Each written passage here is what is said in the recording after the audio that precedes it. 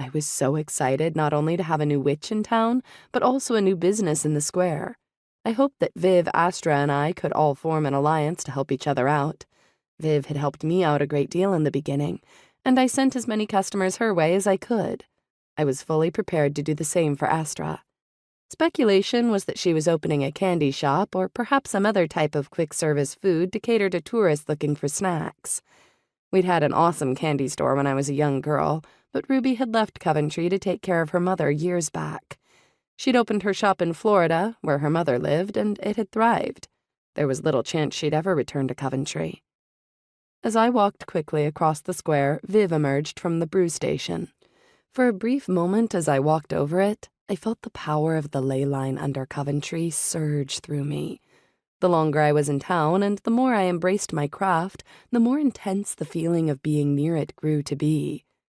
"Good morning," I called out to Viv as I crossed the street and joined her on the sidewalk outside of the new shop. "How are you today?" "It's a beautiful morning," she said and handed me a coffee and a white paper bag. "And yes, there's bacon in there for the little one."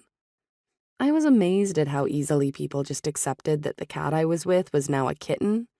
The magical veil over the town was an incredible thing. No one even asked. "Thank you so much," I said. "You'll have to let me pay you when we're done here. I don't want to be a freeloader."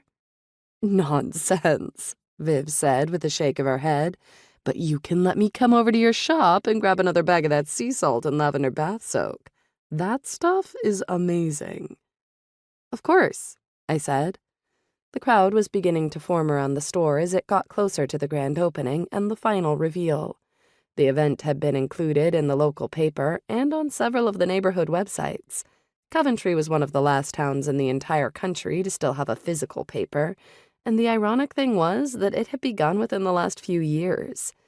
The Coventry Conjurer was created specifically for nostalgia and to play off the town's witchy reputation. It was also a bit of a gossip rag, but that went over well in a small town like ours. Sometimes it did report on actual events, like Astra's store opening. Locals standing around watching drew in the tourists as well, and pretty soon there was a huge gathering that filled the sidewalk and spilled over into the square. People were waiting on both sides of the street for Astra to pull down the canvas and show us her new store. Additionally, there were giant pieces of cardboard covering the store's windows from the inside. Those would be taken down once the store's name was revealed, and everyone would finally see what was inside. Would it be worth all the hype?